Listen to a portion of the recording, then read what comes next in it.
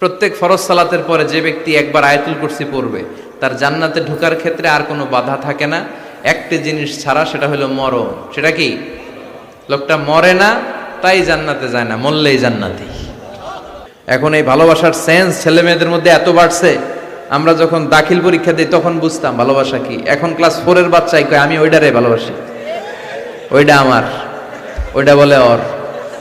Class 4 এর বাচ্চা ক্লাসে ভাগ করে নিছে কে কার। ভরসা রাখবে একজনের উপর, তিনি কে? মুমিন কখনো হতাশ হয়? মুমিন কখনো নিরাশ হয়? মুমিনের চাইবার জায়গা আছে না নাই? মুমিনের একটা পাওয়ার জায়গা আছে না নাই? এজন্য রাব্বুল আলামিন বলেন, ইয়া আইয়ুহাল্লাযীনা আমানু তুবু ইলাল্লাহি তাওবাতান নাসুহা। ও বিশ্বাসীরা, ও মুমিন বান্দারা, তোমরা যদি চলতি পথে জীবনের